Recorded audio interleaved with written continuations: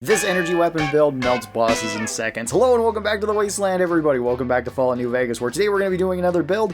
This is going to be for the Overpowered energy weapon build. I was debating on whether doing this is like a plasma build or a laser build, but this is going to be a kind of a compromise between the two, and there will be more energy weapon builds in the future because there's quite a few that you can actually make, and they tend to be pretty strong. So first up, let's start out with our special stats like we always do with these builds. For special stats for energy weapons, this really depends on how you want to be playing these, because energy weapons, if you're not taking heavy energy weapons, they don't take very much strength.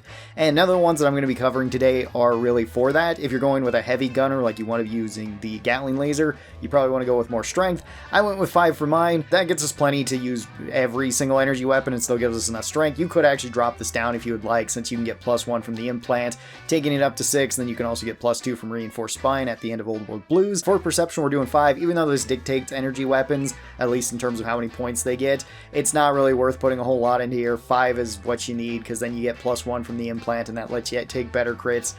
That is really good for an energy weapon build, so I would highly recommend that you go with that. 8 endurance for just taking all of the various implants that we would like. You could go up to 9 if you want to max that out and be tankier. 1 charisma, because charisma doesn't really affect too much in New Vegas unless you're doing like a pacifist run or a character build run in particular, or like a companion run. 5 intelligence. Again, we don't really need more than 5 intelligence. You get plenty. This covers all the perks that we're going to be taking as well. And then the rest of the points you can put into agility and luck. So special stats are actually pretty flexible with this build.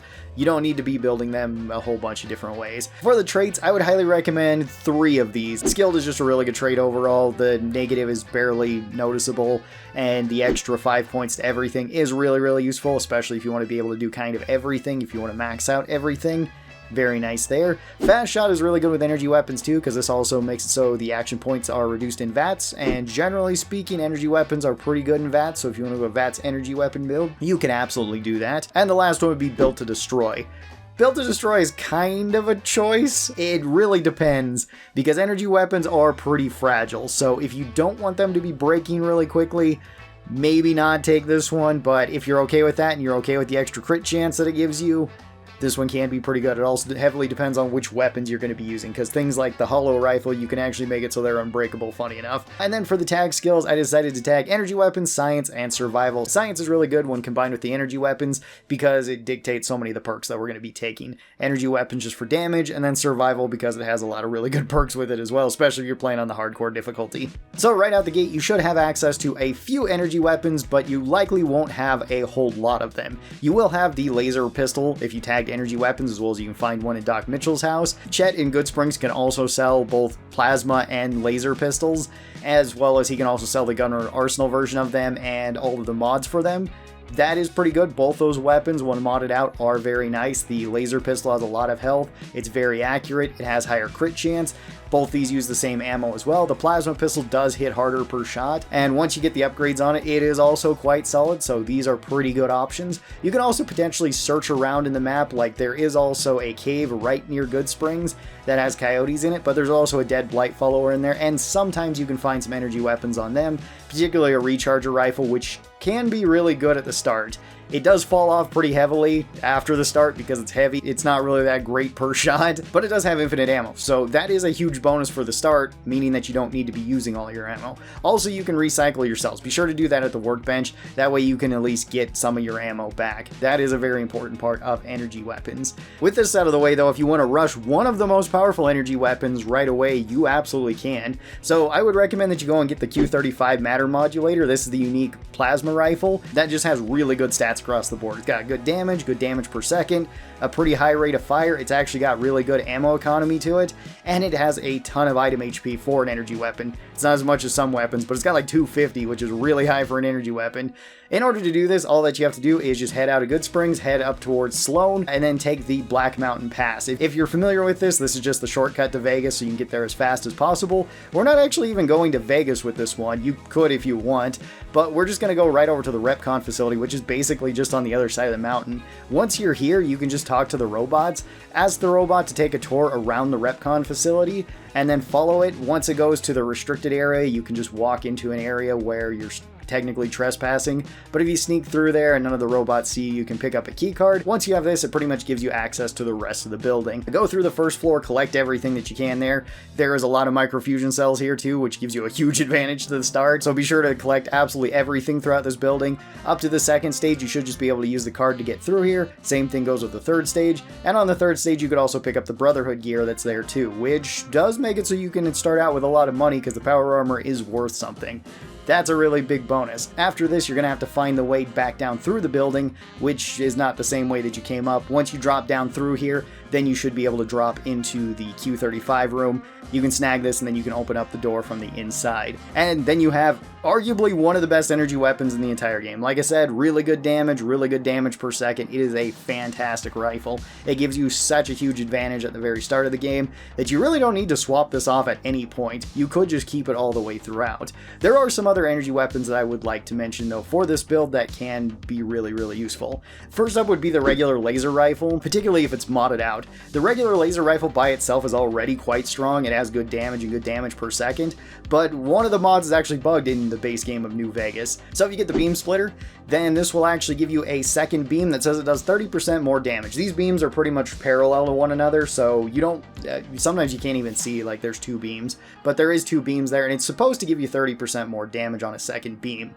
That's not true though, it just gives you a second beam. It's just bugged, and it's way stronger than it seems. Also, certain perks make it so you can roll like crits higher. I'll talk about that here in a second when we go over the perks that I'd recommend. So that one is really good. You could also put like the scope on it too, which is really nice, and just have it as a general purpose weapon. I think it's one of the best energy weapons in the game once it has all the mods. The LAER is really good too if you want to rush old world blues, because it's very powerful. It is super fragile though. It breaks really fast, so you do have to be kind of concerned by that, but it does have, I think, the highest amount of DPS out of any of the energy weapons. The hollow rifle is also a really tempting option to go for if you want to rush dead money. This can be kind of difficult though. Dead money is kind of a hard DLC to rush early. It's a lot easier if you take like Rad Child, get heavily irradiated, and then go there. Then you don't have to worry about the cloud dealing damage to you. It's also good if you ended up tagging like unarmed, because unarmed is really strong in dead money as well. Energy weapons can work though. The hollow rifle is really strong. And the hollow rifle also has a bug with it too, where one of its mods that's supposed to give it 50% more durability, I believe, instead just breaks it and makes it so it has unlimited durability. So once you put weapon repair kits on it, it's also really strong. And it has some other mods too, like plus 25 more damage is kind of insane for it. So yeah, really good sniper rifle if you want that option. And the last gun I'd recommend is the MF Hyper Breeder. You can buy this one at Novac, and it's not super expensive, so if you wanted to do the same course to get the Q35, then go up to Vegas, and if you have high luck, you can just gamble in the casinos there, get plenty of money, and then you can just head back to Novac and buy this. It's a fantastic little pistol, where it's basically just a submachine gun. It doesn't hold as many rounds as a recharger pistol, where that one holds 20, this one holds 10, but it does recharge much faster, and it is full auto, as well as it actually has a really high crit chance for a full auto weapon. It's got like a 2x crit modifier. With the weapons out of the way, let's go over the perks and which ones I would recommend. So there's a couple of perks that are really strong for an energy weapon build. First up, at level 2, I'd actually recommend you take Light Touch. This is a really good perk. It's probably the best level 2 perk overall, where it just gives you bonus crit chance. But on top of that, it's not actually bonus crit chance that's added to your already existing crit chance. This rolls separately from your other crit chance, which makes it even stronger on automatic weapons. Next perk I'd recommend would be the level 6 perk, Vigilant Recycler. This one is pretty much the same as Hand Loader for guns, although this one is more likely to give you back empty cells whenever you shoot your weapon, so you can refund those basically at any sort of workbench, get your ammo back, and it also unlocks better ammo overall, particularly the optimized cells, where optimized cells give you more armor piercing, more damage with all of your weapons, at the slight cost of making your weapons break a little bit faster. They break 10% quicker. That's not a huge downside. It's not like the max cells where they're breaking them like 50% faster. This one can actually be really useful, and that's usually the ammo type that I use with my energy weapon builds. After this, at level 10, I'd highly recommend the perk Finesse. This just gives you extra crit chance. This is added to your crit chance, so it's not as good on fully automatic weapons, but it'll still help them. It'll help out all your weapons so long as they can hit crits. If you wanted to go with a VATS build, you could also go with Plasma Spaz, specifically for the Q35. Plasma Spaz makes it so all plasma-related weapons take less action points to use overall. can be really good. This doesn't affect a whole lot of weapons, but if you are using those plasma weapons, then it can be really good. Jury rigging at level 14 is always a good perk to be taking, since it just makes it so you can fix up weapons, and since energy weapons have such low durability, this is really nice for making it so you can repair your more expensive energy weapons. At level 16, I'd recommend better crits. Energy weapons generally love crits, you might as well go with that. As well as you could also pick up the perk Meltdown.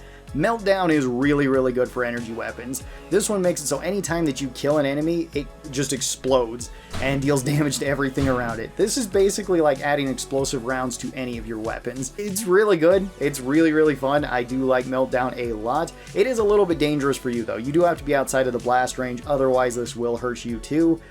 Generally speaking, it's not going to kill you, but if you're at low health, it can. And then the last perk that I'd recommend, besides all of like the quality of life perks that you could always throw on any build, would be Laser Commander at level 22.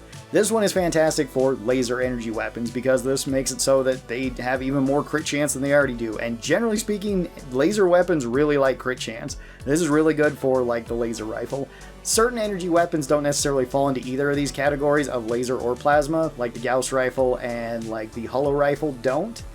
Technically, the recharger guns don't either. Even though they shoot out lasers, they don't count as lasers for one reason or another. So in conclusion, how powerful is this build? It is really strong, and it's pretty flexible too. Whether you want to build this into like a heavy energy weapon gunner, whether you want to build this into an energy weapon sniper, or like a main gunner sort of build, it's really quite good. As for like armors I'd recommend, probably light armor if you're going to be sticking with light touch. That does help out a lot. You could go with like the Sierra Madre reinforced armor, Joshua's armor, Ulysses armor, anything like that. You could also wear like the first recon beret, and you could wear the lucky shades.